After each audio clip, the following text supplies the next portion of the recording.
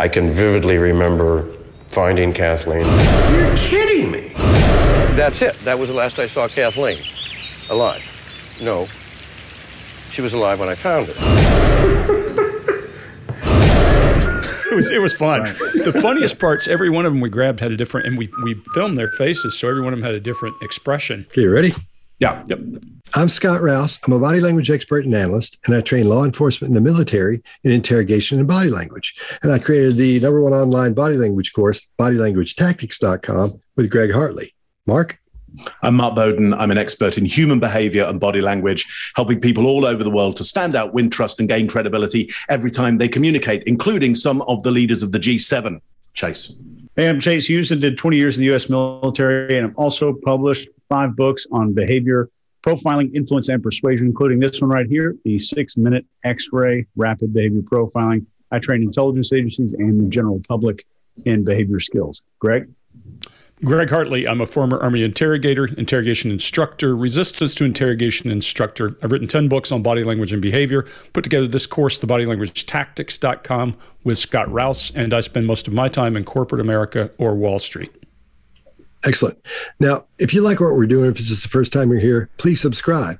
Before we started this, recording this today, we found out we have over 200,000 subscribers. We went over the 200,000 subscriber mark or point. And each one of the subscribers, those are panelists. So if you're a subscriber, you're a panelist now. And those are the people we listen to when it comes to choosing what we have every week, the videos that we choose. So if you're a subscriber, you're a panelist. Go on there and tell us what you want to see. Those are the ones we look at. Now, the guy we're going to take a look at today is Michael Peterson. And he's from the Netflix special, The Staircase.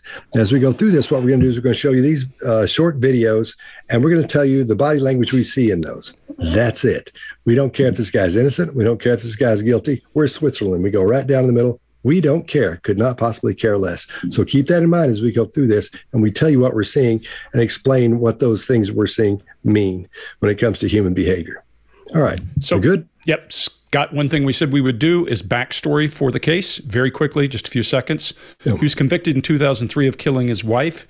After 8 years in prison, he got a new trial because the judge ruled that prosecution witness had been misleading.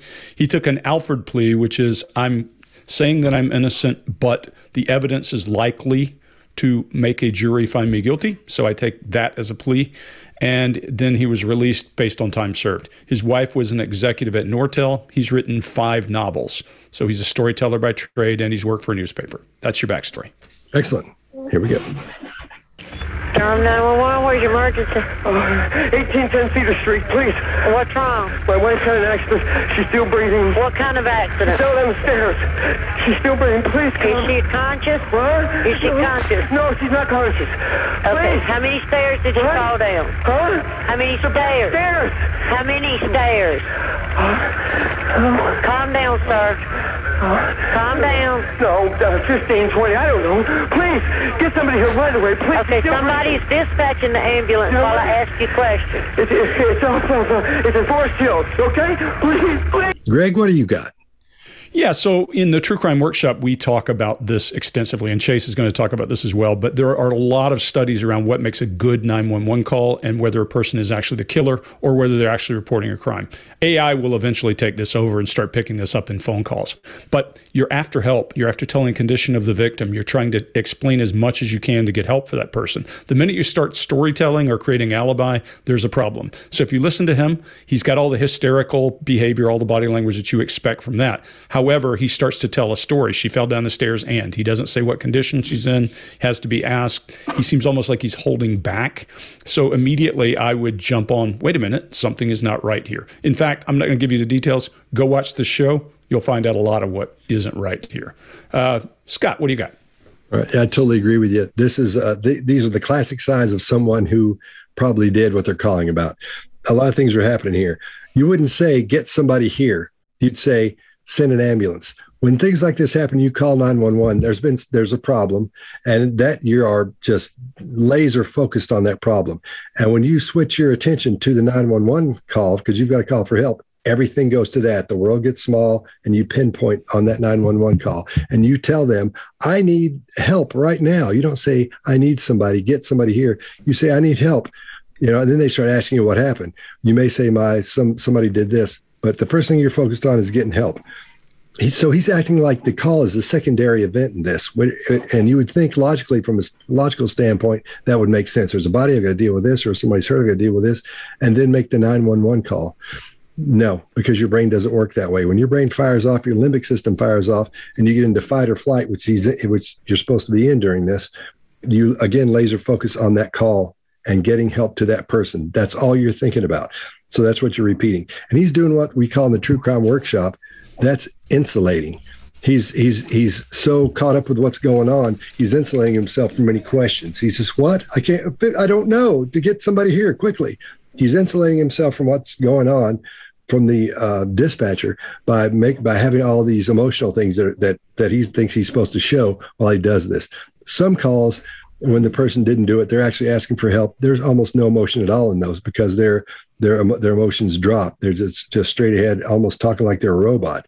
So in this case, that's not what's happening. It does happen in other cases where they are really dramatic, and they sound dramatic, and it's true and it's real, and they do need help. But they will not talk like this guy just talked. Another thing is, after listening to this, where's the mystery in this? There's no, once you hear this, you should know automatically from law enforcement standpoint, this is your guy right there. There's no question about it. That's why we're also focused on this as we go through. Chase, what do you got? Yeah, I absolutely agree with you guys. I think he says she's still breathing twice, but the first thing out of his mouth in the call is there was an accident. This is interesting here. And I'll tell you why in just a second. I don't think he's near the body at all. Not near the body at all. Because when she's asking him about the stairs, it sounds like he's having to walk over there. But how would he know if she isn't breathing unless he was there where the body is located? Because she's saying it present tense, not she wasn't breathing. She isn't breathing. And he says, please, 7 times in 34 seconds, in the span of 34 seconds. And the FBI has put together great reports, and other people have put together some fantastic research analyzing thousands of 911 calls. There's even a checklist that I developed. Greg and Scott have a very similar one, and I'll throw that in our community board. So on our channel, if you click on community, you can download that 911 operator checklist to see, is the caller the killer? And I think that was Greg's title. That's the name of the study. Yeah. That's not what mine's called. Well, it's actually the name of the study that we pulled to use, and we reference. Yeah. So in this, are they trying to communicate facts, or are they asking for help? So we saw something unusual here in his. The urgency. Is there a demand for help, or are they overly polite? So we hear a lot of pleas.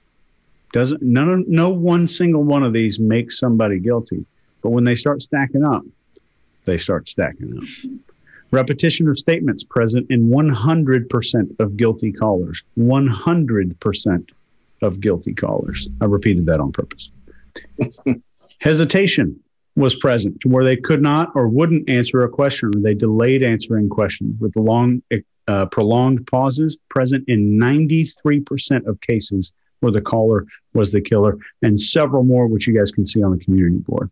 That's all I got. Mark? Yeah, lovely.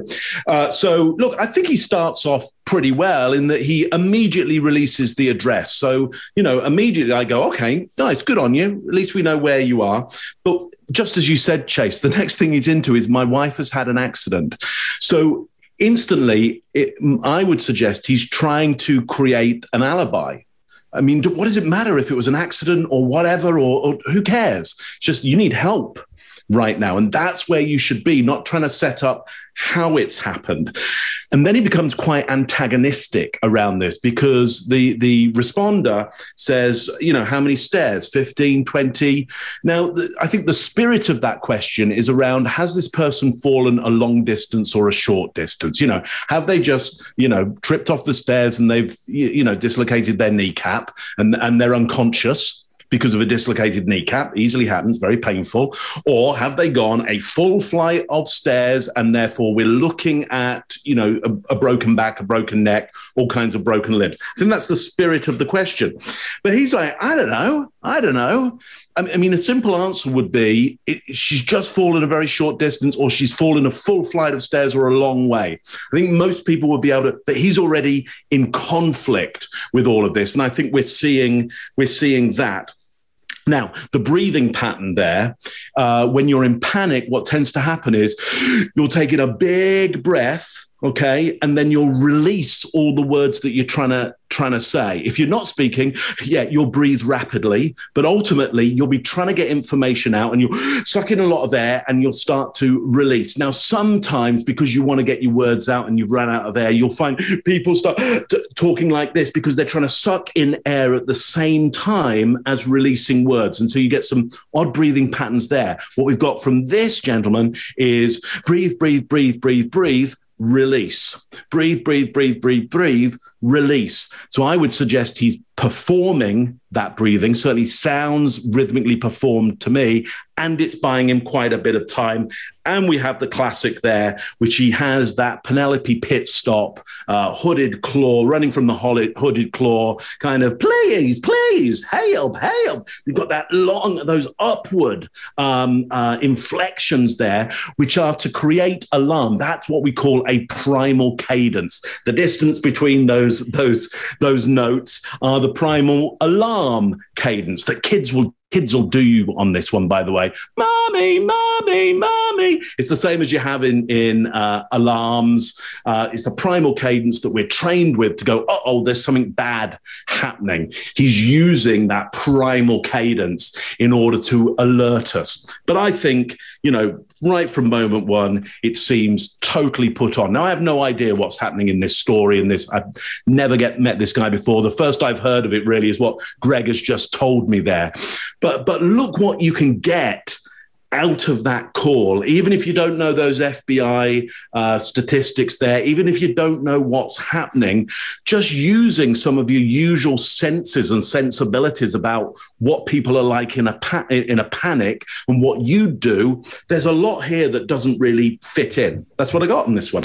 So let me add one last thing. All of our regulars or panelists, all of you panelists, you'll recognize one thing when you go look at the show that Rebecca Fenton has in common. There's no mention of blood. She fell down the stairs. Not a single mention of blood. Go watch the video. Durham 911, where's your emergency? 1810 Cedar Street, please. What's wrong? My wife had an accident.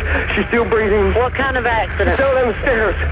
She's still breathing. Please come. Is she conscious? What? Is she conscious? No, she's not conscious. Okay, Please. how many stairs did you fall down? Huh? How many stairs? Stairs. How many stairs? Calm down, sir. Calm down. No, 15, 20, I don't know. Please, get somebody here right away, please. Okay, somebody's dispatching the ambulance while I ask you questions. It's in Forest Hills, okay? Please. Okay, ready? Well, you got his statement. Mm-hmm. What'd he say? Said you had sex with him. Oh, you're shitting me. 4 or 5 times. Where? I don't know all the details because I was skimming through all the stuff. And when I came to his... You're kidding me. Mm-mm. That's what he's claiming. That's what he's claiming. Oh, my God. Everybody wants a piece of you. Jesus Christ. Or everybody claims to have a piece of you. One of the two. And you have his statement? Yeah, we copied it. Send me a copy of that statement. I'm dying to see that. I'll get it tomorrow. Was it a short statement, a long statement? About a page and a half. Okay. Handwritten. Handwritten, okay. He didn't indicate where this great love affair took place? Yeah, but Mike, I cannot remember it. So. Rather know now than later. I'll say. God, I'll say for sure. So I talked to Dave about Dennis, and we're going to rethink. We're going to digest the statements and then rethink as to how to approach it. Okay. All right. Jesus. All right. All right, Chase, what do you got? So these movements you see in the beginning of the video, this is what I would call something like target lock. There's a potential threat or threatening information, and he is monitoring it as closely as possible. You can see him tracking the other person here, which I think is his attorney, to make sure he gets as much data as possible before anything happens so he can react to the amount of data or react to what's coming out. There's an immediate rise in vocal pitch, which we teach anybody that teaches deception detection, which doesn't technically exist. We're looking at stress. Anybody that teaches deception detection will talk about this rising vocal pitch thing. I've never seen it outside of a Dennis the Menace episode. I haven't seen it this great of a deviation from baseline. So this is a great rise in vocal pitch example. Yes. And as he's being told, before the whole thing comes out, he's doing what's called the transderivational search, where his eyes are moving back and forth to pull up as many programs that he might need to deal with this as possible. So did I park outside? Was I at a hotel? Did I leave DNA somewhere? Going through as many possible scenarios as he can. And I'm going to leave some of the behavior stuff, but when guilty people are being presented with verbal evidence, they will tend to look away to process what their response is going to be. Innocent people, when presented with verbal evidence or something bad that happened verbally, they're going to lock right on. And they want to know everything that you know. But when guilty people are more likely to look away, according to me, when they're hearing some stuff that's bad. And this face, while shaking his head, is a mirror image at the very end when he's kind of, his lips go together. This is a mirror image of Anthony Weiner and a lot of other people who had kind of got called out before the denials took place. And the reason the denial did not take place right here is that the person doesn't know how much information you've got. That's why you don't see a denial. They want to collect a bunch of data from you before they make a denial. All right, Greg? Yeah, so this guy is a storyteller, and you'll see him throughout these other videos telling stories, a lot of detail, those kinds of things. A couple of things you notice here, he is forced into what I'd refer to as a death spiral of a lie. In the True Crime Workshop, we talk about that. We talk the liar's loop. There has to be a trigger, then you fabricate your information, then you deconflict it in your head, then you pitch it, then you defend it, and that puts you back into deconflict, into the pitch again. Well, if that happens all on the spur of the moment, you're going to get a hell of a lot of fight or flight. And you're seeing it. That pitch, race, There's a guy named John Lovitz who made an entire career from the 80s until now by one little joke. Yeah, when he would lie. That was his entire career. And this guy is doing it. He's squealing. His voice is raising. He feigns some shock, like, oh, I can't believe that. He never denies one thing. He never says, not me, that didn't happen. His respiration increases, his pitch shifts, his barriers increase, his blink rate is up, and he breaks eye contact to the right. He's not breaking eye contact to access information. He's breaking eye contact to get away as if he's running. There's no contempt for this in his face whatsoever. And to your point, Chase, I think anytime someone is fishing to see how much you know and not just saying, that didn't happen, that's easy. That person you should be paying attention to. Now, you'll also see, and you're going to find this through the video, his request for approval is brow up in that shrill voice as that thing happens. Mark, what do you got? Yeah, so first of all, just no denial, just as you said there, Greg, right from moment one, you'd either go, well, that just didn't happen. There's no denial. And then, as you say, he starts fishing. It's quite comic, ultimately. It's hard not to laugh throughout of that. It's like a strange piece of, to me, amateur dramatics going on. And here's why. The way he goes fishing for information about what might be in this statement is he kind of uses the Chris Voss technique of interrogation, which is just to repeat an element of what's been said before. So there's this idea of, there's a handwritten statement. A statement?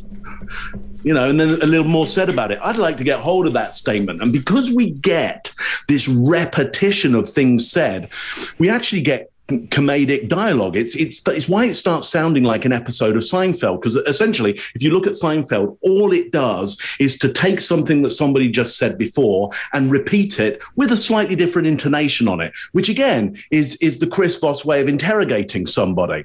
Not that there's anything wrong with any of that. Probably a great interrogation technique or informational technique, great way to create comedy. But that put together with these two, performers in this strange piece of amateur dramatics, it feels like they've had a number of takes at this one to an extent, maybe not, but very odd. What most comes to mind for me is the tone change on where it took place. There's a whole different tone. The comedic level disappears, and now there's a deep tone there. My guess is that there's a worry that if it took place in a certain area, a certain location, there may be evidence around that. And he wants to know, has he said where this took place? Because if it takes place in a certain place, I'm going to have to really create a good story around this one to get out of it. That's what I got around that. Hey, Scott. Let me add one thing back to you, Mark, before you hand it to Scott. One of the things that I should have mentioned, he is keenly aware of the camera here, whereas in other parts of this, he's telling a story and he doesn't have that. When you're confronted with something, whether it's a first time or not, and you're keenly aware of the camera, that can raise fight or flight in its own way. So that's something for us to pay attention to as well as we go through this whole thing. So sorry, and then I'll hand it back to you. Yeah. So what you're talking about, Greg, is extra face. It's a term I coined where you see extras in movies and TV shows. They're sitting around like this, eyebrows up, and just act like nothing's going on. And when they talk, their illustrators are really, really big, and they're told not to make any noise as they talk. So it's really big. If you'll watch the Kardashians, everybody in that show who's not like one of the stars of the show, sitting around, whether they're in a restaurant or whether one of their friends on the couch, just going, and that's extra face, because you're being you're on film, you're being videoed at that point. So you're trying to put the best part of you forward, and that's the face they make. Now, when he hits this Mickey Mouse voice, that I agree with you, Chase. Unbelievable. That is I've never seen that before. Never heard that before anywhere else to that level than here. But when he uses the explicative, what happens is his chin comes down as he's saying that, because he's starting to go, oh no, they know, they know. And Mark, to your point, when he's thinking of the story he's got to make up, he needs more information. He doesn't know how, like Chase said, he doesn't know how much information they have up to this point, but he's wondering, which time is this guy talking about? Is he talking about all the times, or is he talking about one single time? Because what he's in now is what Greg was talking about earlier, when he's trying to get, he's in defend. So what he's done in the liar's loop is he's already pitched. Pitching is where you actually tell the lie, but he's been triggered by him saying, here's this information. And as he gathers this information, he's thinking, I have to come up with something. And then he's deconflicting as he goes along, but he's got to know what he needs to deconflict before he starts giving anything out. That's why he's really not saying a whole lot other than, I want to see that information. Not a whole lot of details about anything. He's backed off because he's thinking, I got to collect information. I got to get as much information. And Mark, what you're talking about is elicitation. Those are the techniques that Chris uses, that he's talking about in his book. So he's using elicitation. He doesn't realize he's doing it, but he's using elicitation techniques to get as much information as he possibly can. It's just a natural one. Obviously, he doesn't know, or he may know, but I don't think so at this point. So that's where he is. He's trying to get enough information so he'll know what to defend as he goes back in. All right. That's what I got. We good? One thing, Chase. In this instance, in most crimes, probably 90%, I made that up, but let's just go with it. In most crimes, the person doesn't know how much you know. And especially as a police officer doing an interrogation, this video, when you watch this video back again, now think of how and why the bait question is so deadly effective.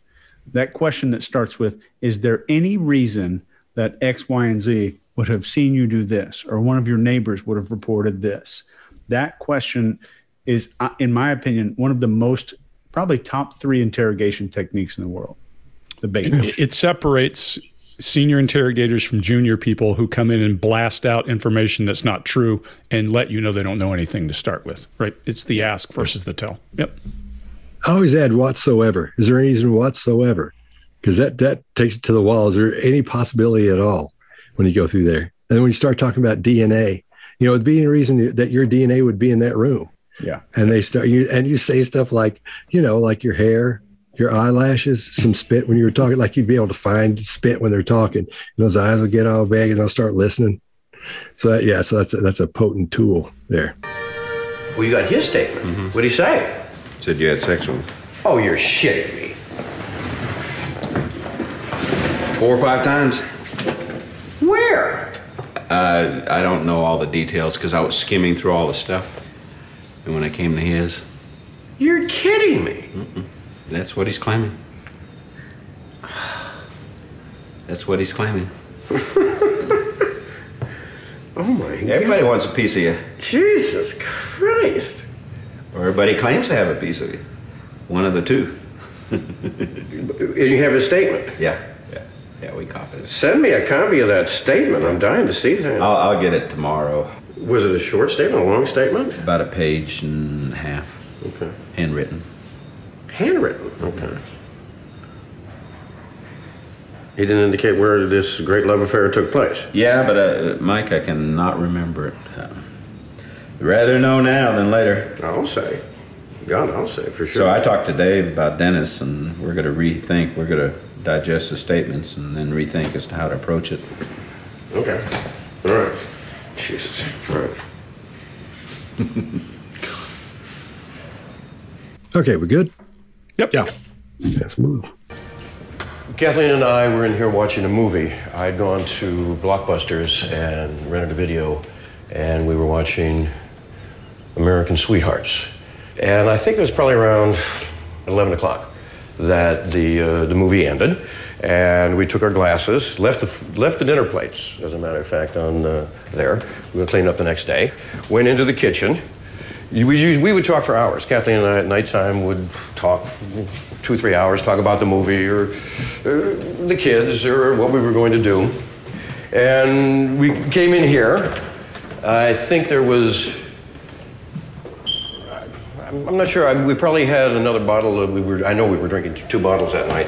It was a nice night. I guess it was 55, 60 degrees. Very nice night. And I'd gone outside. All right, Mark, what do you got? Yeah, I love it. I love this. So we start with, okay, let's start with this. Just leaving the dinner plates. So we left the dinner plates there. Does that look like a house where anybody leaves the dinner plates overnight? Okay, just go back and look. Does it look like a house where people go, just leave them until the morning. We've had a couple of bottles. Let's just leave them until the morning. Listen to the sound. Okay, you can hear that sound echoing around hard surfaces, which means there's very little upholstery in this place. Okay, as he starts moving through, you get that lack of upholstery. You got a lack of upholstery. It means there's a lack of things to pick up dust. I think you got people here, living here, who don't like a mess. You can see it as you go into that house. No upholstery, everything spotlessly clean, flowers arranged, fresh, new flowers. Yes, I know people are filming, but ultimately you can see with that place, the types of surfaces they are need cleaning all of the time. So from moment one, alarm bells go off for me because I go, that's not true. That's not true, but you need it to be true for some reason. For some reason, you've got to make out this whole progression of story whereby these were left because they wouldn't normally be left. And somebody's come in, I think, and gone, hang on, why are those not washed up? What happened here? Then there's some problem around the bottles of wine. I think we had 2 bottles of wine. Then there's some, mess up around there.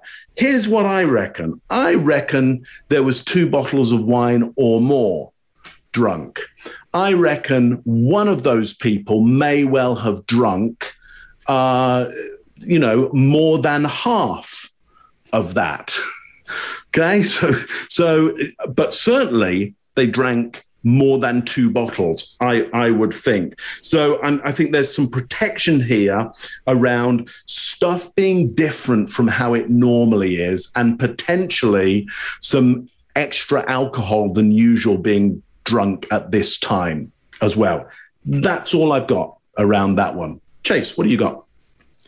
Yeah, I'm going to come at this from a writer's perspective because I know you guys are going to clobber the heck out of the behavior stuff. I want you to notice the shift from past to past perfect. And what past perfect means is it's the difference between I pulled my car into the driveway and I had pulled my car into the driveway. So when you're reading most fiction books, they're written in past tense. John did this. John went through the door. But then when that past tense has to go into past tense again, it has to go into what's called past perfect. John thought back to the day he had been at the whatever, Burger King. That's past perfect. So what we have here is a past perfect statement. I had gone to Blockbusters. So we know he's one of the people who puts an S at the end of store names like Kroger's. We know he's one of those. Probably not relevant. Then back to past, we watched. Then it's back to a suggestive statement. We would sit and talk. He didn't say they sat and talked. He did not ever say that they sat there and talked. He said we would do these things. So that's like if I said, Scott, what'd you do on Wednesday night after you left the office? And Scott said, well, I usually go straight home. That's not an answer. So this is what's called a suggestive statement. It did not answer anything, didn't explain what happened that night at all. It's talking about we would do these things. Then it goes back to past when it says we had some wine, explained a few things in past tense, and then back to past perfect. Right as he's walking out that back door, listen close. He says, and then I had gone outside. I had gone outside. And those are very interesting to note. Just when did it switch to perfect and when did it switch to regular past? And when things are not in full past or full past perfect, there's a big problem. But please keep in mind that one of our limitations watching this is we are unaware of how the questions were specifically posed to him and whether or not they were surgically crafted to yank some certain response out of him for the camera. So we, as far as I know, none of us know that. So we'll keep going around the circle. Greg? Well, what's funny, Chase, is we're going down the same path. Very similar path. What I'm doing is looking for a baseline. This guy is a storyteller. What we're doing is getting his cadence here. Because he does tell stories and because he's written 5 books about war and Vietnam and Korea and those things, he talks a lot in past perfect. He talks a lot in past. I'm going to run down a list. We were watching. I had gone. We were watching until the movie ended. There's, it's a permanent thing. We took glasses. We left dinner plates. We would talk. We came. We had. We were drinking. I think it's the way he talks, and we're going to see it throughout here. I think the way he talks is things that happen all the time would happen. Like the dogs would be here. Those kinds of things this is how things happen. Actions that he actually took, we were drinking. I think he uses then a noun instead of actually using the verb. And so I think we're seeing a pattern of a guy who was prepared, and he's talking not to the camera, but he's talking to the person carrying that camera as if he's telling a story. And this is a great opportunity for us to see something that is him kind of rattling along. Now, the interesting piece is listen to how much detail he gives. We talk about people who are small chunkers and big chunkers, time, event, or sequence people. If you ask me what I did yesterday, I went to the grocery store. That's an event. That's the way my brain works. Some people wake up and they'll tell you at 0500 I did this, 0530 I did that, 0700 I did this. Other people will give you a sequence. I got up, brushed my teeth, and some of them will go ad nauseum to the point you want to choke yourself to death listening to them talk.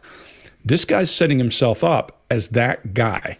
So that's going to matter because now he's giving you the story as if he's writing about it in a column or as if he's writing a novel. That's all I'm doing here is baselining. Now he's set himself up, and those things that he said, those are telling me the way his brain works. And Chase, I'm with you. Words matter. In this case, the body language, not so much, because he's broadcasting what he wants you to hear. And he's not at all nervous about the camera because it isn't catching him in a kind of impromptu thing. Earlier, he was caught impromptu, and it was a third party. The camera was a third party. In this case, this guy's been a reporter. He's done a little bit of everything. He's been a columnist. He's done a little bit of everything. The camera is a person to him, and he's telling a story. Scott, what do you got? Yeah. Well, you guys pretty much got everything I was going to cover to the point there. I'll just really quickly go through. I agree with you, Mark. The details he's given a whole lot of details there up front, especially in that room. You move along, the details get less and less. There may have been, I think we drank 2 bottles, that style of thing. But he's really relaxed where he is. Greg, you're right, because no extra face here. He's just talking to the one guy, or the one woman, whoever it is that's there. So he's more relaxed. He's on his own turf, and it's a great spot to get a baseline, especially verbally from him, the way he constructs his sentences. His vernacular really hasn't changed much at all because he structures he structures stories for a living, and that's what he's doing here. He's structuring something so it's really easy to understand. He's not taking a whole lot of time to think about it, which is very important as he goes through. He does stop a couple times and pause, but he doesn't pause as often as for as long as we're going to see in a little while as we move forward here. But that's you guys pretty much nailed all that. So that's all I got. Kathleen and I were in here watching a movie. I'd gone to Blockbusters and rented a video, and we were watching American Sweethearts. And I think it was probably around 11 o'clock that the movie ended. And we took our glasses, left the dinner plates, as a matter of fact, on there. We were cleaning up the next day. Went into the kitchen. We would talk for hours. Kathleen and I at nighttime would talk 2-3 hours, talk about the movie or the kids or what we were going to do. And we came in here. I think there was, I'm not sure, we probably had another bottle. I know we were drinking 2 bottles that night. It was a nice night. I guess it was 55, 60 degrees. Very nice night. And I'd gone outside. All right, let's move along. And we were talking here for a fair amount of time. And then what we would usually do on a nice night, we would go down to the pool, which I always, think is about the nicest place on the property.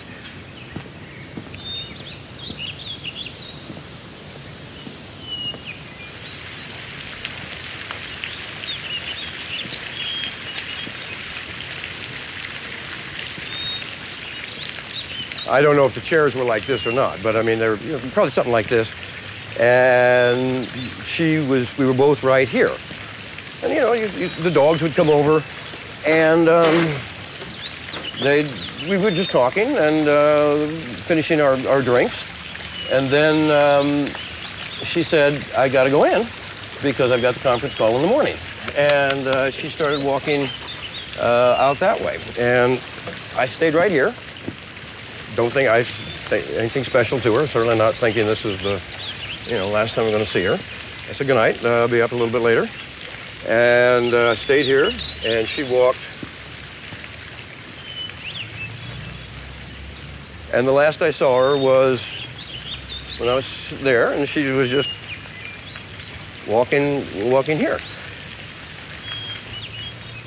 That's it. That was the last I saw Kathleen alive. No. She was alive when I found her, but barely. All right, Greg, what do you got? Yeah, I'll try not to steal everybody's thunder here, but we just saw Baseline. Now, that was bad because he steps right out the door and right into a bear pit. What he does is when he walks through the door, now he's been meticulous with his details, and she suddenly appears. He doesn't say she came out. He simply says, and... So he skipped over some time. There might have been something happened, Mark, to your point about why the dishes were left. Something happened. And he then says, we were talking for some time. There's a pause, not in his baseline. So there's a gap for a fair amount of time. Now, my interrogator brain would immediately go, about what? About what? Because something's hot that's happening right here. First time I watched this video, I was like, ding, ding, ding, we got a problem on the deck. Something's going on.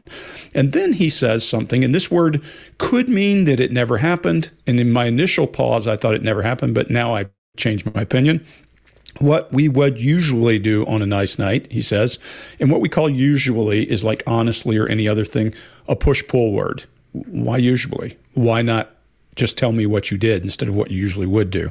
And then he goes back to describing the pool as being the nicest area, and he goes back to his normal baseline, lots of details, walking. Then he goes back into storytelling mode. He goes over, we were here, the dogs would have come over here, so that dogs always do this thing, and it's a repeatable pattern for him. Then he says, we were just talking and finishing our drinks, pregnant words. Look, words of omission, as Joe Navarro and Jack Schaefer call it, verbal bridging, or I call it time hiding. And then, lip compression, jaw works, and then she says, I got to go in because I got to make a call in the morning. But he doesn't say it like he usually does. He does a lilt at the end, as if he's asking for approval. There's a total lack of eye contact during this time. Might mean nothing, might mean something. It's simply him moving around. And then he says, And that's the last time I saw her alive. Well, last time I saw her, pause, alive. Well, no, she was alive when I found her. So lots of inconsistency with his storytelling brain going on here. He's a small chunker. He's giving you lots of details. His word patterns bothered me the first time I listened to it until I went back through and figured out he's a guy who says would have been for something that happens all the time. When it's something active, it is usually using a verbal noun like drinking, or talking. When it's something that is iffy, then he's actually using a verb and a past tense verb. So lots of word patterns, lots of things going on. That lip compression, the verbal bridging around the topic made me really red flag. If I were sitting there, I'd be all over him. Chase, what do you got? Great points. I think when he was inside the house, I'm not sure, and we all disagree sometimes. I'm not sure we're seeing baseline. I think we're seeing storytelling at a masterful level that is potentially untrue. And I'm hesitant to call that baseline, but I think that some of these are the ways that he normally speaks. But we're back to vague answers when he says usually. And I think the word usually is a way that he softens details. And I think just seeing the dogs reminded him, because he looked at the dog a quarter of a second before he said, and the dogs would come over. And he actually says, and listen closely when you go back to this video, we would just talking. We would just talking. He didn't say we were just talking. He says we would just talking. So he even accidentally added that in there. And his eyes are no longer matching reference. When he is on message, when he knows what he's talking about and he's confident, his eyes and hands move in perfect synchronicity, as most of ours do. But now, in this part of the story, his eyes are no longer matching up with what he's talking about, where she exited, where the dogs were, where the chairs were. His eyes are not moving where they were. The last I saw Kathleen, he says this, his body's open. He's holding a leash in one hand, his other hand's out there. As Mark would say, his hands are down in the truth plane. They're opened up. And his realization of his mistake causes an instantaneous chin drop, then a pointing. And he says, no, she was alive when I found her, which is sudden closure. His hands pull all the way in and close in front of his soft belly, which I'm sure Mark will expand on. I hope Mark expands on it because he says it more eloquently than I do. But at the end, when he's talking about how these details get mixed up so easily, he's talking about all these details, but that's not a big deal. And he's saying that it's easy to mix these things up, and people tend to do that back and forth mixing gesture, like a laundry machine gesture. When they want to communicate, that's easily misunderstood by anybody. And some people do this habitually, like even some famous public speakers like Brian Tracy. But this guy does not have it in his baseline. It's not there. So I think we're seeing deception here, not that he's guilty of the crime, but that he is making up a majority of the story here. Scott? I didn't think he went to the pool till I heard Greg talking about that. I thought when he said we would have gone down to the pool, I was under the impression they didn't go down to the pool. From that point, I don't think they got outside. I think whatever might have started there in the TV room when they're watching TV. And then she was going upstairs and he caught her there, and whatever happened to her happened right then. And he's just making that other stuff up because he's going through, he's very relaxed, he's on his own turf, because he says when he's out, we would have. So my impression was, before Greg went through all that and before you were talking about that, Chase, was he didn't even make it down to the pool. I think he tagged her before they got down there. But then thinking about, you're right, the way he's constructing those sentences, that makes me think maybe he was down there as well, because he does try to back up and save himself when he says, no, wait, I saw her again, well, alive, but not so much, or whatever the term was there. So yeah, you guys totally nailed all I got in there, and I'll leave it at that. So, well, and the only thing, Chase, I think when we talk about baseline, when we say baseline, I'm saying his storytelling baseline, because we don't know what his personality is. We just know what we're seeing on video, right? That's good point. And Scott, I think what you said is 100% plausible. It's definitely for sure. Definitely I thought fits the same inside thing of what's going on.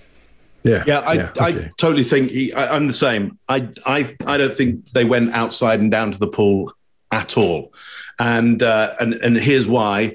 I think, Chase, you're right. He's looking around that environment and he's picking up cues and he's putting them into the story.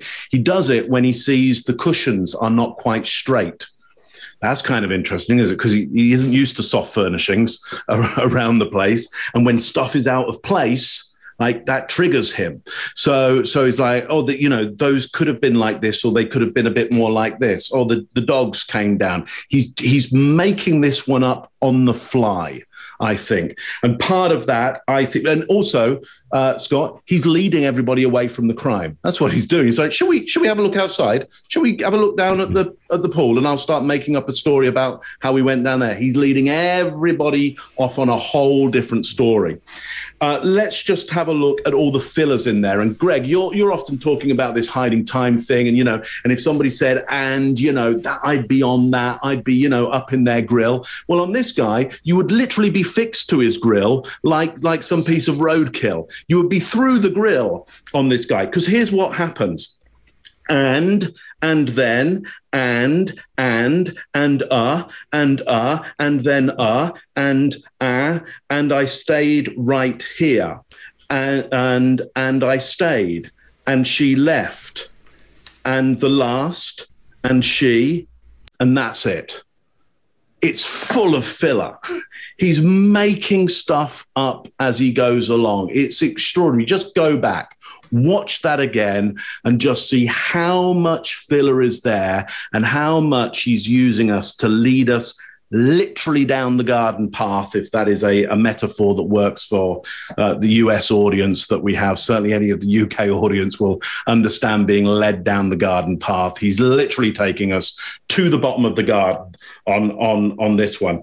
Chase, to your point of just explaining a bit of evolutionary behavioral psychology 101, or certainly my 101 to people, when you see people protect this belly area, we are descendant from ground-dwelling mammals, not apes up in trees. That was just something that the Victorians did to Charles Darwin to really annoy him.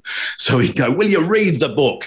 So we're descendant from ground-dwelling mammals. As the plains of southern Africa opened up, as climate change happened back then and the forests of Africa receded, the ground-dwelling mammal now has an advantage to standing upright, and you get upright hominids.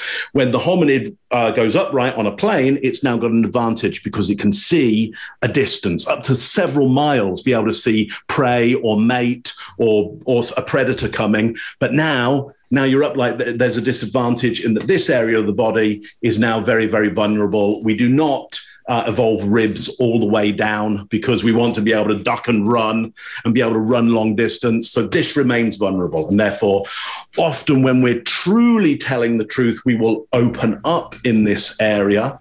Or if you want to convince somebody that you're being honest, you can open up in that area, and it will convince most people, including yourself. There's a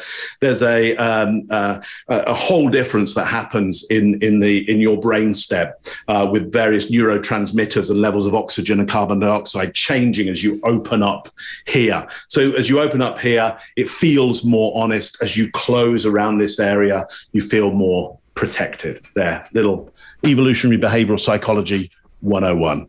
There you go. Excellent. And we were talking here for a fair amount of time.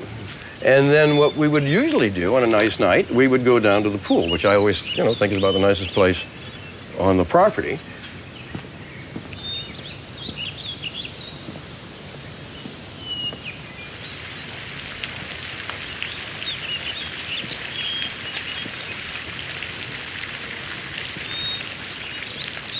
I don't know if the chairs were like this or not, but I mean, they're probably something like this.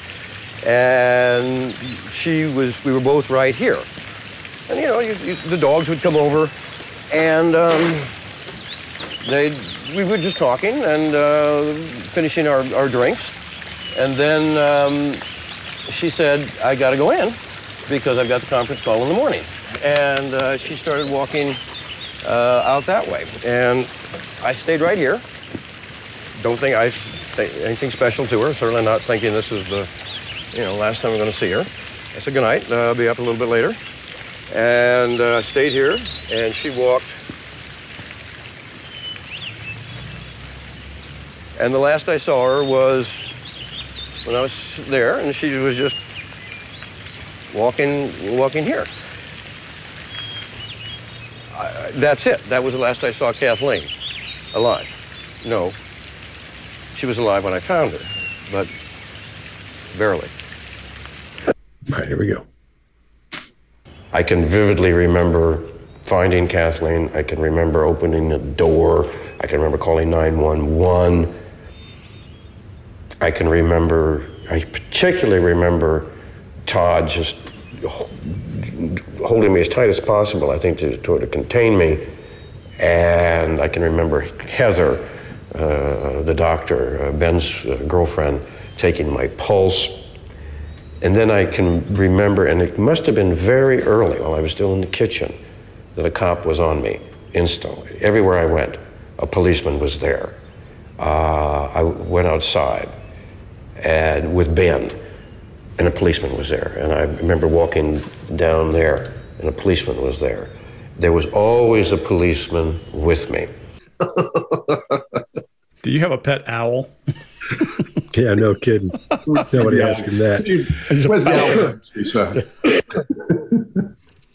All right, I'll go first on this one. I think what we're seeing here is this. What he's talking about is the protocol that police officers follow when they show up to a scene like this. You got somebody that's been all, they're a mess when you show up. You're gonna start walking around with and following the person that was there, that made the call, that was on the scene, and whoever they're talking to. You want somebody to listen to what they're saying. You want to make sure they're not saying, okay, they think this, so we got to move our chess piece over to here, as they may need stuff to create that story to help defend them. So what he's talking about is trying to show that the police are biased and think from the word go that he's the guy who did it. However, that's what they do anyway. They're going to do that. We have a whole module on this at the True Crime Workshop about the protocol police use when you have the first interaction with the police when they show up. The police are the police officers that show up on the first responders are not the detectives. They show up later. This guy's under the impression that everybody's the same thing, from the 911 dispatcher to the officers he's dealing with when they first show up, then when the detectives show up. That's not the same thing by any means. So all they're doing is keeping an eye on this guy and listening to what he's saying. It's nothing they're doing because they think they should. That's what you do. That's the protocol you follow when you show up to something like that. So he's trying to skew the viewers into thinking, well, they're all against me anyway. He does this with the DA in a little while as well. But that's what that's about. He's trying to say from the word go, they've been against me. All right, Greg, what do you got? Yeah, I'm going to leave this very simply. I'm going to talk about where emotion should be and where emotion is. So we think of two things, like Chase, you and I agree on this. It's withholding information, but most of the time I think it's withholding emotional information, lip compressions. So he's talking about his dead wife. He's talking about a 911 call. He's talking about walk, walk, walk, walk. Where do you think that emotion should land? Dead wife? Probably. That's a good place for it. No. Eye accessing up left. I'm remembering something visual. I'm remembering something that happened. And maybe that's his, not his normal, but it's digital memory or it's visual memory. He's go left, he'll go up left. When you're thinking of something emotional, your eyes drift down to the right. When I turn my head that way, you automatically recognize it. Mark, a good actor does that, a bad actor doesn't. So we expect to see that when his wife has died, but we see it when the police are following him. We see lip compressions when he's talking about the 911 call and when he's talking about the police following him. He's emotional about that, but I sure don't see any emotion around the wife. That's a red flag for me, and I would probe and poke and try to understand why. Mark, what do you got? Yeah, so actually to that point, Greg, when he starts his words of "I vividly remember," he's down. I'm not going to try and explain to which side because I won't be able to do it. But he's down, and then as he starts to recall vividly, his eye line changes completely. Yeah. So I instantly go, well, there's something going on there, because he started to recall and then he changed his recall. So does he not like what's down there? Does he need to make this up? I mean, there's a stark difference. Give me some feedback on that, Greg. Yeah. So for a second, think about what you should say in any situation. Okay, you're in trouble. You just have been busted for X. Your eyes are going to drift down because you're doing internal conversation about what answer you should give. And then maybe he did go to a vivid recall. For example, think about directions from your house to the first fast food or Starbucks near you can find, and think about landmarks as you're walking along the way. Your eyes drift up and to your left, 90% of us. And we have to find baseline for the individual. But my guess is, Mark, he's starting off with an internal conversation and then boom, going up and accessing. Yep. Yeah, absolutely. Thank you for that. Thanks for that. Where did I got to? Hang on. Oh yeah. Sorry, but yeah, great. That's great all right. pro. That's all right. That's all right. Yes. So what happens now for me is basic storytelling that he's doing in order to, as you say, Scott, bias us around this. And the story is that he particularly remembers needing to be cared for and supported by his, I think probably his son, I'm assuming. And then there's a daughter-in-law who he clearly explains it has a medical practice of some sort and needs to take his pulse. So it's not just any old person going, oh, do you need your pulse changing? It's an actual doctor going, oh, I got to take somebody's pulse here. And an actual son going, you really need, a big cuddle and some support and to be contained as well. And I love that idea that he was probably, close to, renting his clothing in a biblical way at the horror of what is the accident that has happened to his wife down the flight of stairs, as I'm slowly learning as we go through this show together. And the police are harassing him, and it's partly that contrast as well, because I think, to your point, Scott, if the police were just following him around, in the story, we might go, oh, fair though. Maybe they need to, check if you're okay.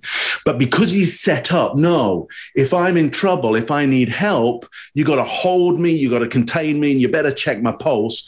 And those guys weren't doing that. So they clearly weren't doing what was necessary for me. So he creates quite a lovely contrast there in his story. Chase, what do you got? All right. I'm going to break this down systematically. Let's talk first about the vividly remember statements. He only says that he vividly remembers in the description of contended parts of the story. That's it. That's the only time he says vividly. The word vividly disappears when he recalls things that are provable by other people. His expressiveness, so the demeanor and expressiveness is completely absent until he arrives at the first provable and truthful part of the story. And once he arrives at provable, truthful things, he shows strong body narration. His head movement, eye movement are linked up. His illustrators, as you guys would call them, are great throughout all these truthful events. Now to his eyes, there's a grimace expression when he says finding Kathleen. Props to him for mentioning her name. But the grimace is confirmed if you watch it in slow motion or, click the rewind button a couple times. Just look at the lower eyelid for this. But during all questionable points of the story, every single one are preceded by a double blink eye flutter. So 2 blinks, none of the truthful ones. None of the ones that other people can prove that actually happened have this double blink eye flutter as a precursor to the statement. So truthful recall is normal. His resting blink rate, except for the who he went outside with, is the only thing that's different. So maybe he's having trouble recalling who went outside with him. Not sure what that is, but that is an interesting data point there. But let's talk about detail really quick. Not a single detail about the body, the scene, or any of the disputed parts of the story. 0. And there's a massive amount of detail with the truthful parts, provable parts of the story that other people can prove. This is a textbook illustration of a deceptive statement. I can vividly remember finding Kathleen. I can remember opening the door. I can remember calling 911. I particularly remember Todd just holding me as tight as possible, I think, to contain me. And I can remember Heather, the doctor, Ben's girlfriend, taking my pulse. And then I can remember, and it must have been very early while I was still in the kitchen, that a cop was on me instantly. Everywhere I went, a policeman was there. I went outside and with Ben, and a policeman was there. And I remember walking down there, and a policeman was there. There was always a policeman with me. Okay. Okay, well, if you say relationships, that would mean, that would imply more than, sex, for instance. And that never happened. I mean, I'm not that multifaceted, that I could have more than one relationship. I'm a monogamous person in the sense that I know there was Kathleen, and she took up my whole life. Could I have sex? Yes, that could exist, but not a relationship. I could not, go to dinner, or have a. No, it would be inconceivable that because she fulfilled all of that, and actually fulfilled, certainly sexual, but there was this other aspect of me that just existed, and I, yes, did have sex. Is it just me? I mean, we talked about this. The two crimes that happened here is the murder.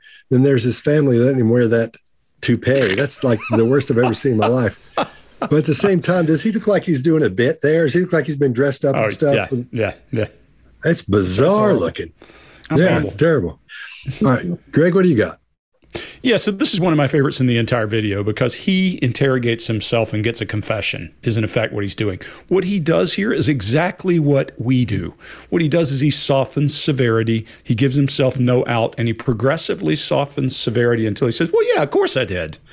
And it's almost outlandish. It's almost a skit. Monty Python couldn't have done a better job. And he starts off with a Bill Clinton denial. I did not have sexual relations, by defining what relations mean. Then he starts parsing facts. Well, I'm monogamous in the sense. Well, if you go look up monogamous, that's a pretty clear definition of what that means. And he's redefining the word, so he's parsing facts and getting things down to where he can manage them. He used distancing language. Could I have? That could exist. So what he's doing is what we would use the Reed method to do, and to take him down the garden path, Mark, to a point where he feels like, well, it's not so bad to confess to this thing. And then, in fact, just comes out and says in public admission, well, yeah, I did. Ironically, he's interrogating himself. We just are watching. It's really a good example of that. Mark, what do you got? Yeah. So he starts off with basically negotiating the terms with himself. Then he goes for what I'm going to call reverse resume statements, which are, I'm not that multifaceted. So he uses a lack of something in order to say, well, of course it wouldn't be me because I lack on something. I just love the way he uses the word inconceivable, because it just reminds me of The Princess's Bride, because he says it just like that guy, The Princess's Bride. It's brilliant. And just to use the word, it's inconceivable. But then he does some beautiful kind of gymnastics around that, because he kind of sets up another person, like another personality. So it's inconceivable that I could do that unless there was another kind of personal conception of me. And then, that person, that conception could do that. So he's already started to, I think as Chase would say, build a bridge for himself to kind of step across. Like if it wasn't quite me, then it would be slightly conceivable that I could go down this route.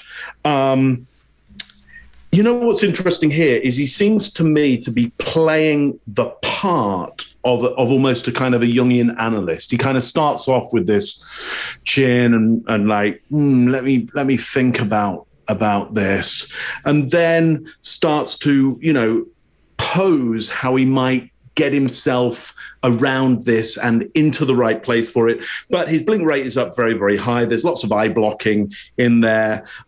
These looks into the distance and deep breathing, I think, in order to buy time as he starts to construct this world whereby he might be able to walk over and admit to something.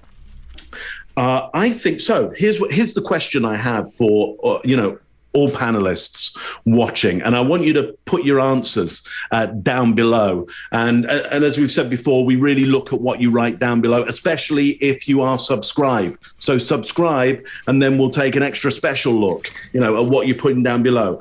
I think I either see contempt or duper's delight during this around the idea of relationships and what that would mean.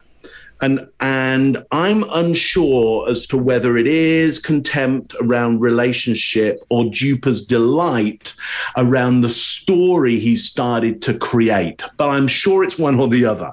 Okay. But for me, so I want you to put down below, what do you think it is? Put it down below and we'll take a look. Chase, what do you got? Where have you been? So I think we see some rapid eye blinking here. And I want you, next time you see this anywhere you are, I want you to think of it as opening up the control panel and doing a force quit on a whole bunch of apps and trying to figure out what apps I need to have open for this. Because that's kind of what it is. So this facial touching is a high stress behavior. This is why you'll see a lot of the less experienced people say that this is a good deception indicator. Oh, he scratched his nose, he's telling a lie. It's the Pinocchio effect and all this other stuff. But according to all academic research, facial touching is one of the lead, I think it is the leading stress indicator in apparently college students who get experimented on. When college students get stressed out, they're likely to touch their face. That's what the research shows us. So that's what we see here. Don't read into it too much. You'll probably see somebody else say something else. So going on Greg's thing, I have it written down here. I'm going to read you something. It won't be long. It depends on what the meaning of the word is. Mm. If is means is and never has been, that is one thing. If it means there is none, that's a completely true statement. Now, if someone had asked me on that day, are you having any kind of sexual relations with Miss Lewinsky? That is, asked me a question in the present tense, I would have said no. And it would have been completely true. Riddle me that one. So, but at least that simple obfuscation, this is convincing yourself. Yeah. So now we're not even in front of a grand jury. We're not doing any kind of perjury stuff. But this is his internal self. And a criminal, most criminals or people who just feel guilty about something, go through a legitimization or a legitimizing process in their mind as they're going to the police station, like, hey, could you come in? We'd like to talk to you about this.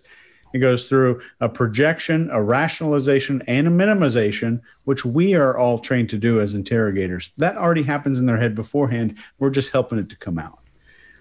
So finally, at the very end, when he's saying that, well, certainly his wife fulfilled him in the bedroom, you see a fear microexpression. If you haven't ever seen one, like for real, we've seen all these demos or this digital thing you can download on your iPad that looks really silly.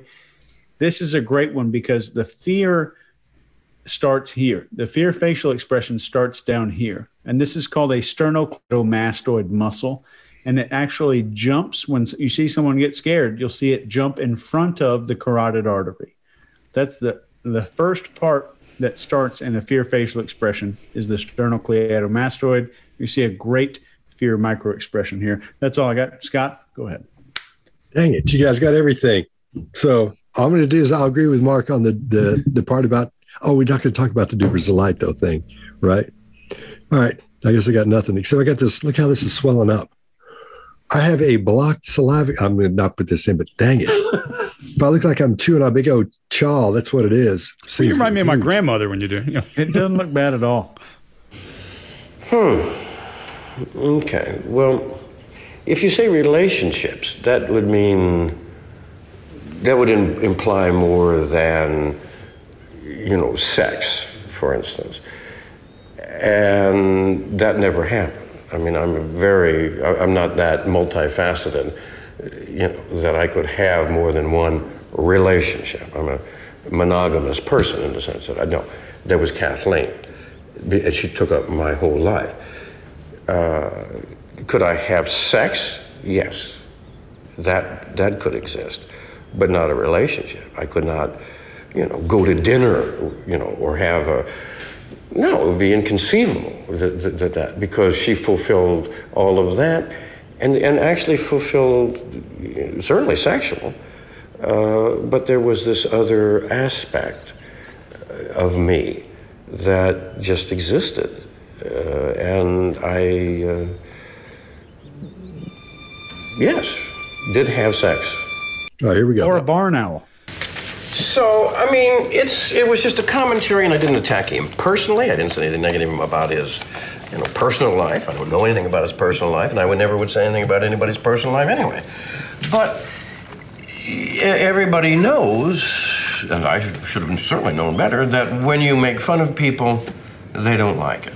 It's just that simple. And if you make them look silly or ridiculous, they remember that. All right, Chase, what do you got? This guy is socially intelligent. He has a high level of emotional intelligence, most likely, and social intelligence. He's a fabulous conversationalist. What we see here is a lot of what's called tonal shifts, kind of highs and lows. There's a machine invented and I think still kept at MIT called a sociometer that can predict charisma based on just two factors, as far as I know. The amount of hand movement in a conversation and animation of a body and the tonal ups and downs of tone is like a 99% accurate read of how much charisma a person has. So if you watch Mark on mute, you'll think, wow, that guy's probably a level 11. So he's highly socially intelligent. What's happening here is not a lie. You're just seeing a sales pitch. And he's socializing the situation. When you make fun of people, he's not making it about this issue. He's making it about all humans, which is a great play. That's all I really got here. Scott, what do you got? All right. Yeah, I agree with you. It's a performance. He's back to just a little bit of extra face in there, not a whole lot. And that's everything you said. Yeah, he's a lot of the request for approval, the eyebrows up. Quite often he's speaking with confidence, but he's trying to create that story of blaming it on he's only in trouble because the DA doesn't like him. First the cops didn't like him. Now the DA didn't like him because he made fun of him. And like you just said, people don't like it when you make fun of them. So that's his. He's running a that's his ploy. Is he's trying to make it? He's trying to. I'm in trouble because these guys don't like me. I didn't do this. So that's just, and I think he's being too subtle with it. I think he might be so thinking when he writes these novels with all these levels of stuff in there, I think he's being too smart. He's throwing out these things, but it's not really catching, I don't think. So that's what I think is going on there. Greg, what do you got? Yeah, I see a baseline thing for him. And Chase, I think you're dead on. He understands that he can engage with the voice and he can pull with voice as well with his body language. He's been doing this a long time. When he goes with that lilt up at the end and the brow up, that's his request for approval. And what he's doing is he's throwing out some data to see if you're picking it and then pulling it back in to see if you grab and you're following. So that brow up and that whimsical tone is where he does it. When he's deflecting blame for his action that got him into trouble, shoulder comes up. You saw that one shoulder flinch. But when he's stating facts, hard eye contact. And when he's telling, brow down. So all these are baseline things for you. So when you're looking at him, and we're going to give you some homework to go back further into the video coming, you can take all this into account as you're looking back into it. Okay, Mark, what do you got? Yeah, just one gesture which stands out for me just because it's a really fun one to look at. And it's what I would class as a feet gesture, a feet being one that something that looks to have power but really doesn't have power anymore. And what he does is to just take the kind of dust from the side of his nose and then, you know, sprinkle it around, just tidy the place up. What he's trying to do is show high status. I think it was President Trump who did a similar kind of removal of lint from the jacket of the French president once, or French prime minister, maybe it was. And it's the I'm at a high enough status that I can tidy up things that are around here. So taking that high road, but just lovely to take dust from his own nose, and rather than the shell for somebody else, his own kind of dust that's settling over him now, and just make sure that's nice and tidy. Beautifully effete. Lovely gesture. There, that's all I got for you. So, I mean, it was just a commentary, and I didn't attack him personally. I didn't say anything negative about his, you know, personal life. I don't know anything about his personal life, and I never would say anything about anybody's personal life anyway. But everybody knows, and I should have certainly known better, that when you make fun of people, they don't like it. It's just that simple. And if you make them look silly or ridiculous, they remember that. Cool. Let's move along. Tight, guys. Nice. Okay, Mr. Peterson, you're under oath, correct? Yes. And you expect this jury to believe you? Yes. Treat you as an honest person? Yes. But the truth is, there have been times in your life where you have lied because it benefited you.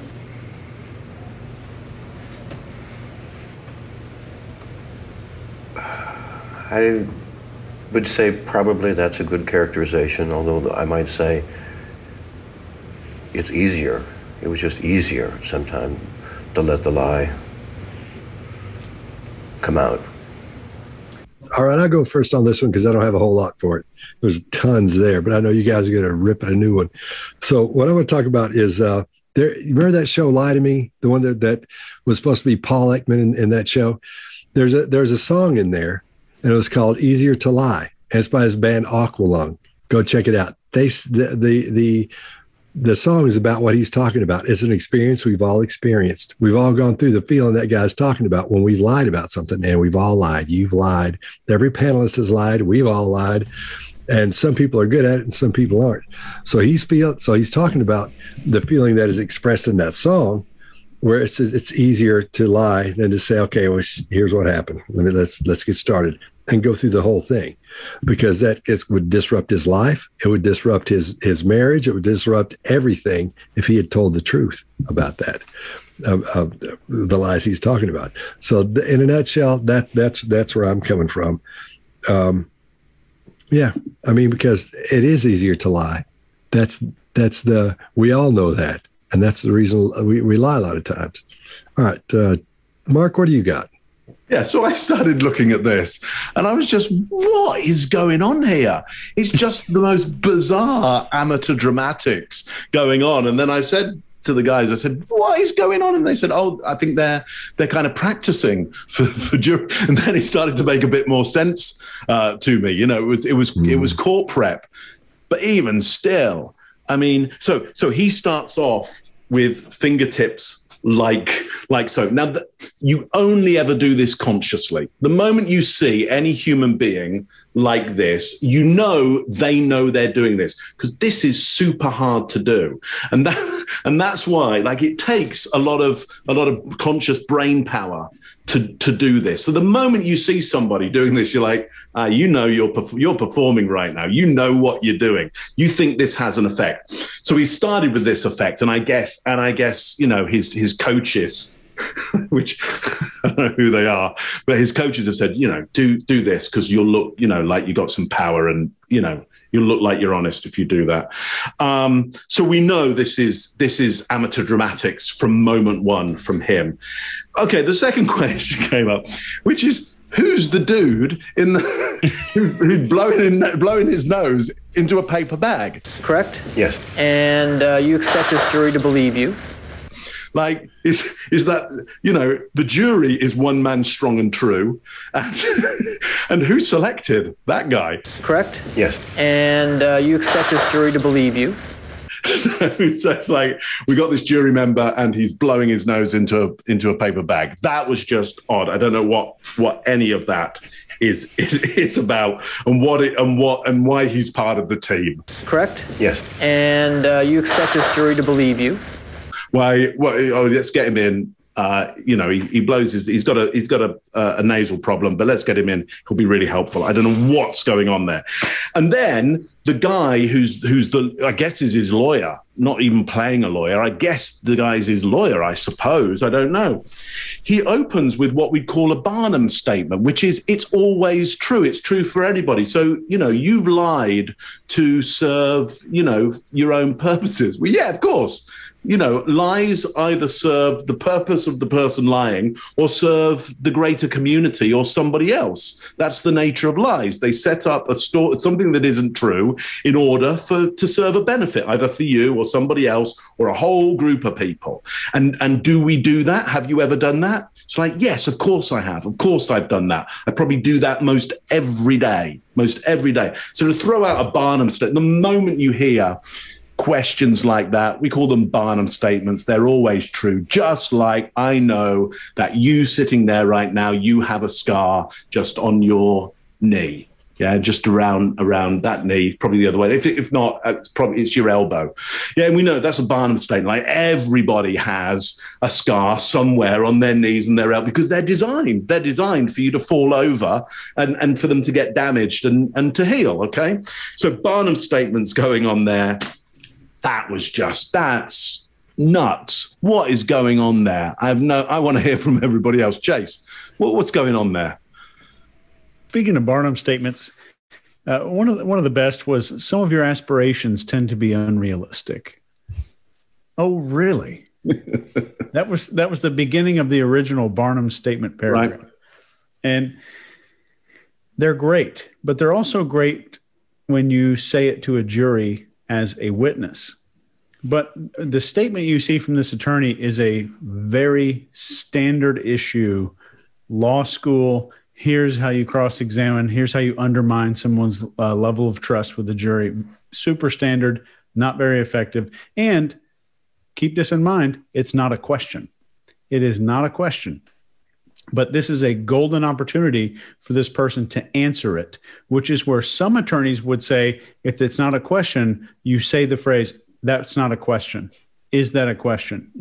To try to undermine the opposing counsel, not a good idea at this point.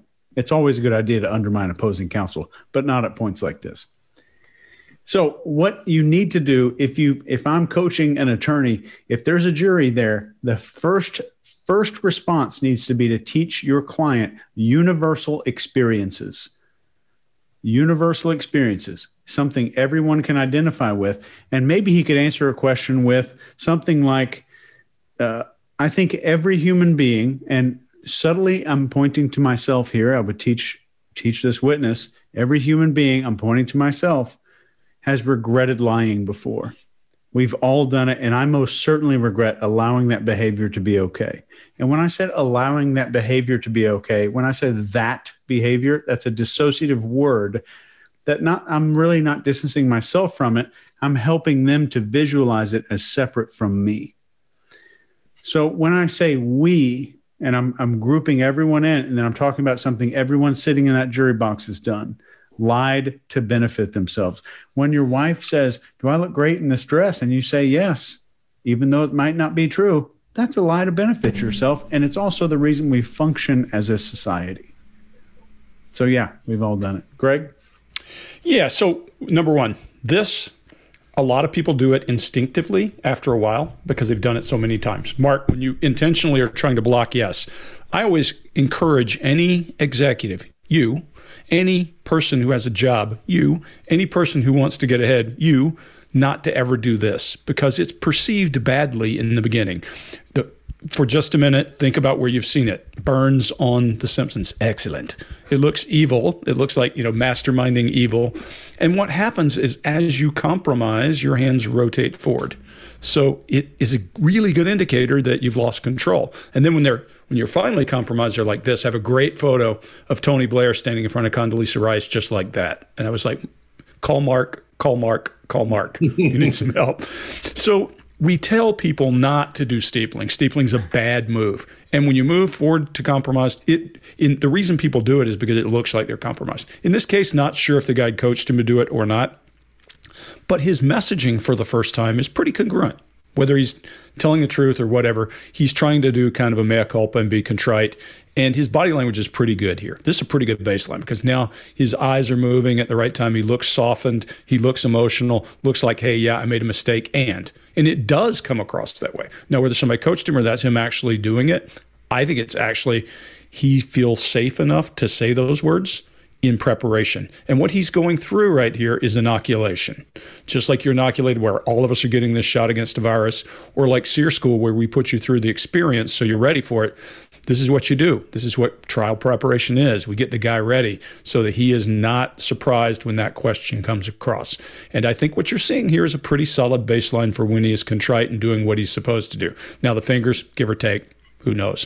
But I think if you take this and you take the last segment, so this video is video 9, the last video is video 8. If you go all the way back to video 4, the one where he talks about being on the deck and going down to the pool, and you look at this as a baseline for, yeah, he's being contrite and honest, and the last videos where he's asking for approval constantly, go back and take apart video 4 now. Go back and look at that story.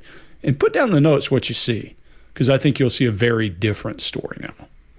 And if you want to watch somebody do this, go from steepling like this and talking like they know everything, slowly but surely going down this way. If you go to bodylanguagetactics.com, we've got a video there where we're talking about our course. And the more Greg alphas me, the more this thing starts going down. If you begin at the first, I'm like, oh, I'm a totally in charge guy. And by the time it's over, I'm like totally down like this. Watch that. That's hilarious. And people pointed out to me, like, dude, what's going on with your thing? It's funny. Like, well, that was years ago. Alpha. Yeah, I know. But still, it's still classic for me anyway. But that's a perfect example of that. Okay, Mr. Peterson, you're under oath, correct? Yes. And you expect this jury to believe you? Yes. Treat you as an honest person? Yes. But the truth is, there have been times in your life where you have lied because it benefited you.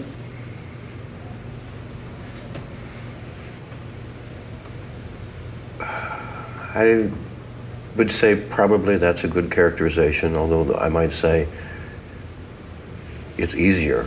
It was just easier sometimes to let the lie come out. Okay, well, now we've been through this one. So let's throw it around the room and give a little wrap up of what we got on this, what we think about it. Really quickly, 15, 20 seconds. Mark, what do you got? Yeah, I think there's some good training in this one generally for if you're in court and somebody in the jury decides to blow their nose into a paper bag. I think, good preparation for that kind of situation. I'm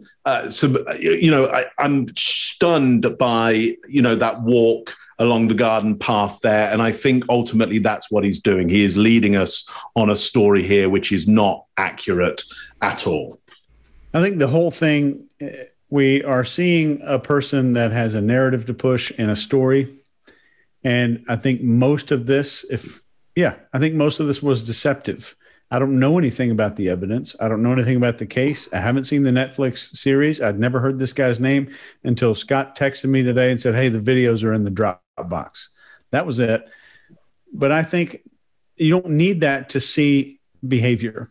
And there's a lot of academic-based, very, very research-based stuff that we're relying on here that is not conjecture, that does show that there's a high degree of deception going on throughout this entire thing.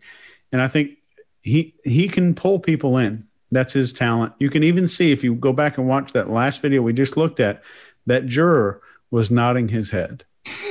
He was nodding his head along with him. And you could see that little nod as he's starting to admit, like, I have some faults, and we all do.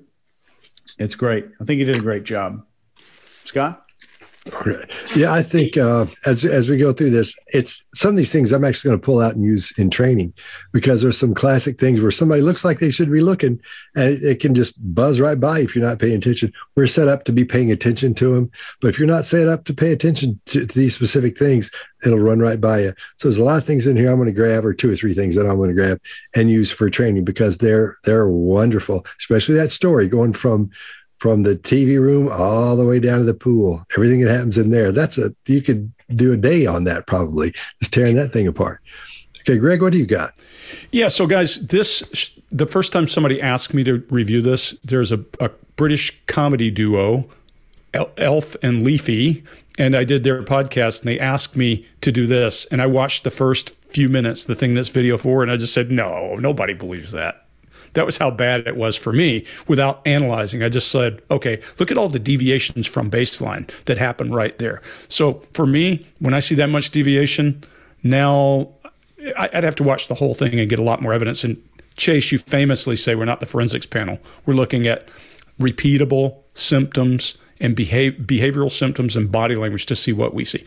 This guy's deceptive. Now, what he's deceptive about, I don't know. Go watch the video, see all the horrendous evidence and all that. All these things spin their own tail, but this guy's not telling the truth. I don't trust it. Excellent. All right, please subscribe and become a panelist.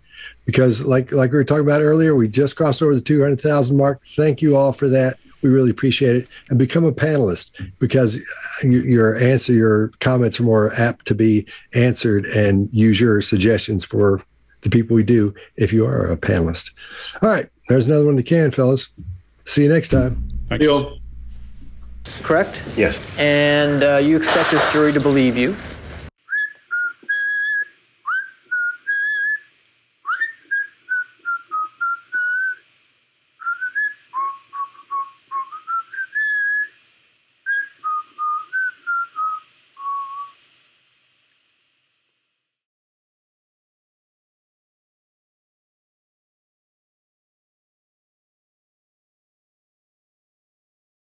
Sabi, sir, no,